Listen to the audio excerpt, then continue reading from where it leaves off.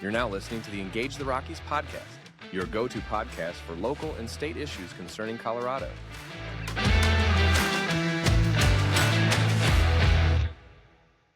This is your Engage the Rockies week in review for the week of October 14th to the 18th. If you'd like the show notes with links to the stories we're covering today, please visit EngageTheRockies.com and sign up to our email. Every Monday, we'll send you the list of articles we covered on our Friday episode. As a friendly reminder, ballots went out last week and should have arrived by now. You have until Tuesday, November 5th at 7 p.m. to cast your ballot. From around the state.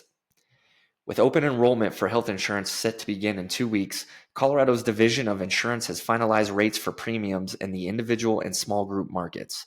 Premium increases in both markets for 2025 are set to rise at more than 3 times the rate of inflation forecast for next year. Individual premium increases will rise 5.6%, and small businesses, those with 100 or fewer employees, will rise 7.1%.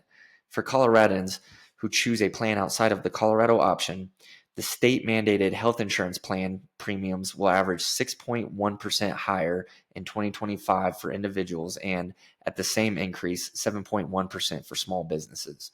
Colorado's inflation rate, as reported by state economists' most recent revenue forecast, is projected at 1.7% for 2025 and 2.7% for 2024.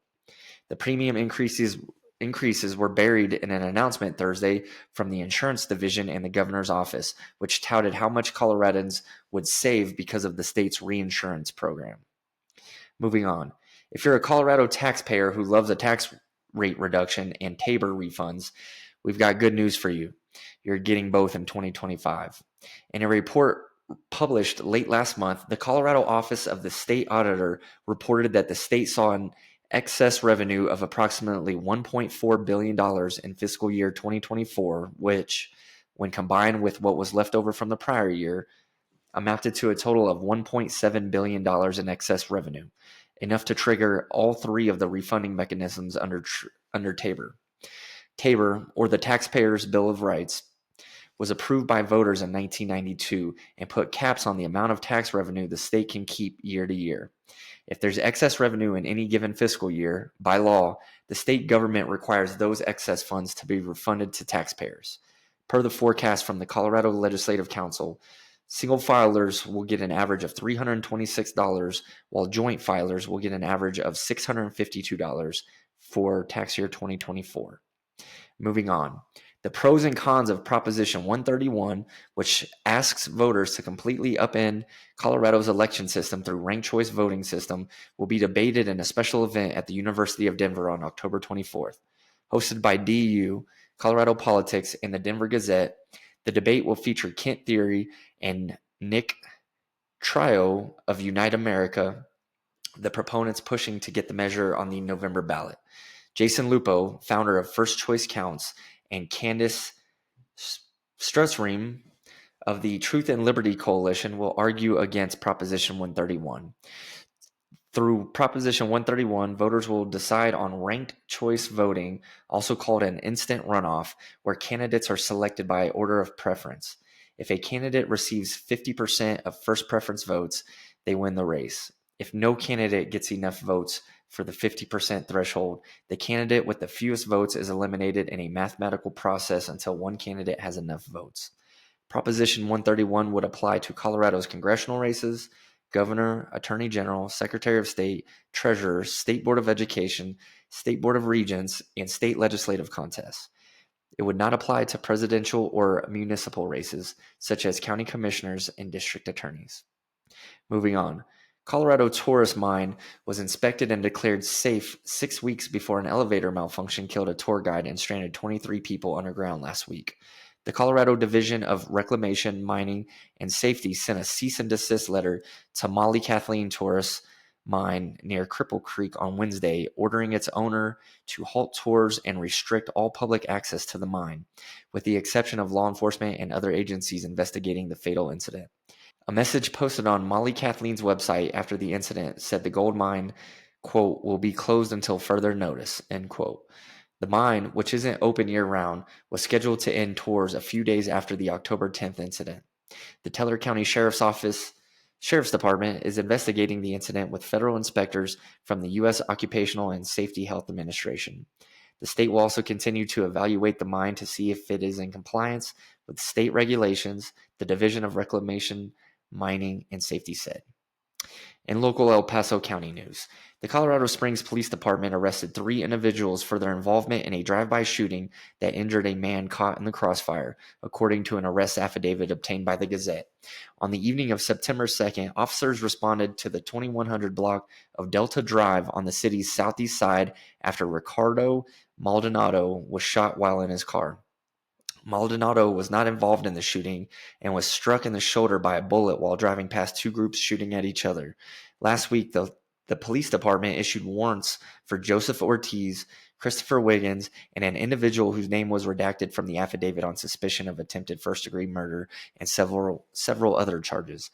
The affidavit states that law enforcement were able to connect Ortiz and Wiggins to the shooting because of the car that was used during the shooting and during an alleged armed robbery earlier in the day.